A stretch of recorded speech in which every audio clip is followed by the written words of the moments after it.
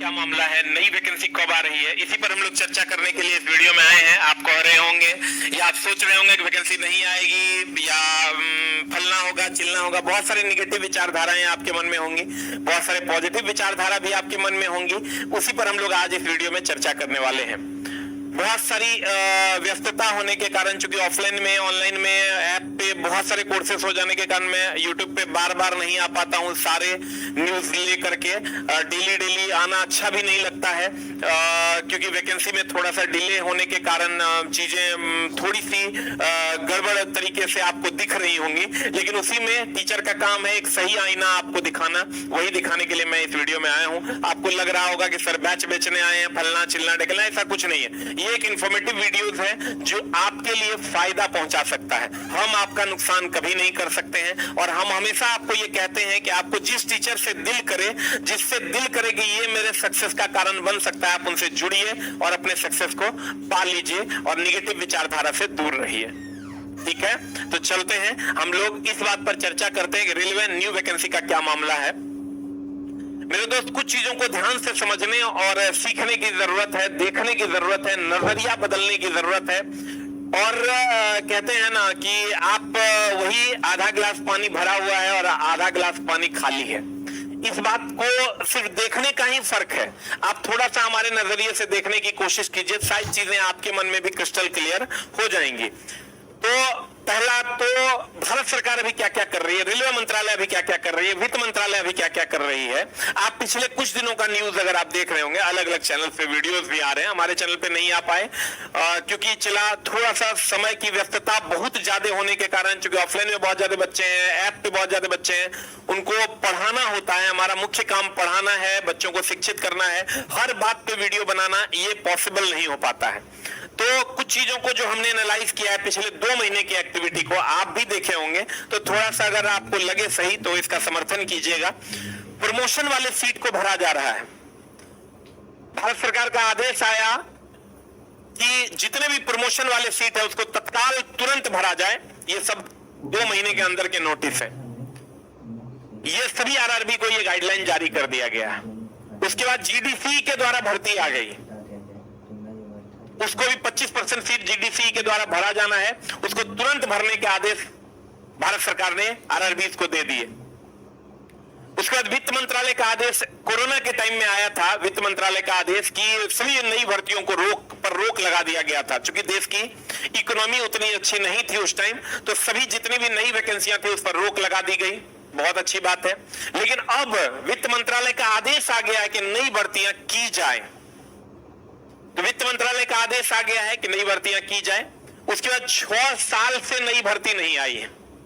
आप समझिए 2018 में फरवरी में आया था वैकेंसी, फिर 2019 में ग्रुप डी दिया, तो एएलपी टेक्नीशियन की वैकेंसी 2018 में आई थी। 18, 19, 20, 21, 22, 23 का आधा पार हो गया। और सबसे बड़ी बात कि 2024 में अप्रैल मई में चुनाव है सेंट्रल गवर्नमेंट का। तब आप सोच के देखिए कि प्रमोशन वाली सीटों को क्यों भरा जा रहा है। इसलिए भरा जा रहा है ताकि नई रिक्तियां निकाली जाएं। जीडीसी के द्वारा भर्ती जब भी निकाली जाती है उसके कुछ ही दिनों के बाद मुख्य वैकेंसी दी जाती है। वित्त मंत्रालय का आदेश आ गया। चूंकि वित्त मंत्रालय ने इसको एकदम होल्ड कर दिया था कि नई रिक्तियां नहीं निकाली जाएगी, तो उसने ये आदेश जारी कर दिया रेलवे को कि अब नई वैकेंसियां आप दे सकते हैं। 6 साल से भर्ती नहीं आई है तो इसका इलेक्शन पर बहुत बुरा प्रभाव पड़ेगा, ये सरकार जानती है। उनका आईबी, उनका इंटेलिजेंस ब्यूरो ये बात बहुत अच्छे से जानता है कि वैकेंसी का बिहार और उत्तर प्रदेश में क्या अहमियत है। फिर लाखों पद खाली हैं, सबको पता है कि लाखों पद खाली हैं। 3.25 लाख अप्रॉक्स पद खाली है। ये रेलवे मिनिस्ट्री ने खुद से आरटीआई के माध्यम से ये बात बताई है। और दुर्घटना पर दुर्घटना होते चला जा रहा है। अभी ट्रेन हादसा आप देखे होंगे, फिर आज भी ट्रेन हादसा हुआ है। तो ट्रेन हादसाएं दिन ब दिन बढ़ते चली जा रही है। तो सेफ्टी कैटेगरी के जितने भी पोस्ट है उसको तुरंत तत्काल प्रभाव से भरा जाएगा। चाहे आप ट्रेन दुर्घटना को लेकर इसको देखें या 2024 के चुनाव को लेकर देखें या 6 साल से नई भर्ती नहीं आई है उसमें जो रिक्तियां बनी है उसको लेकर के देखें। और आप देखे होंगे पिछले 2 महीने में ये सारी हलचल बहुत ज्यादा तेज हो गई है। अगर अप्रैल मई में आपका चुनाव है तो हर हाल में इस साल वैकेंसी देनी होगी, क्योंकि फिर आचार संहिता लग जाता है। तो आचार संहिता में तो वैकेंसी आएगी नहीं, तो इस साल वैकेंसी देनी होगी। सा आप लोगों को भी मेहनत बढ़ा देना होगा। अब निगेटिव विचारधारा वाले लोग ये सोच रहे होंगे कि वैकेंसी नहीं आएगी, तो फिर आपके पास अगर कोई दूसरा ऑप्शन है तो आप वो हमारे ख्याल से 6 महीने के लिए पोस्टपोन कर दीजिए। क्योंकि कहते हैं ना कि आज अगर आपको जॉब नहीं लगी तो कल आप बिजनेस कर लीजिएगा, लेकिन अगर आज आप बिजनेस कर लेते हैं और फेल हो जाते हैं तो कल आप जॉब नहीं कर पाइएगा, पढ़ नहीं पाइएगा। इसलिए आज पढ़ लीजिए, अगर फेल हो गए तो कल बिजनेस कर लीजिएगा। अगर आप आज बिजनेस करने का सोचते हैं और फेल हो जाते तो कल आप पढ़ नहीं पाइएगा। हमारे पास बहुत सारे ऐसे बच्चे आते हैं जो पहले जॉब कर रहे थे और आज जॉब छोड़ के आए। प्राइवेट जॉब का क्या मामला है, क्या मसला है, ये आप बहुत अच्छे से जानते हैं। तो निगेटिव की ओर ना जाते हुए आप पॉजिटिव की ओर आइए और 6 से 8 महीना आपको जो टीचर अच्छा लगे उनसे आप जुड़िए और उसी एक ही टीचर को अपना भगवान मान लीजिए कि भैया यही टीचर मेरे लिए सब कुछ कर देगा।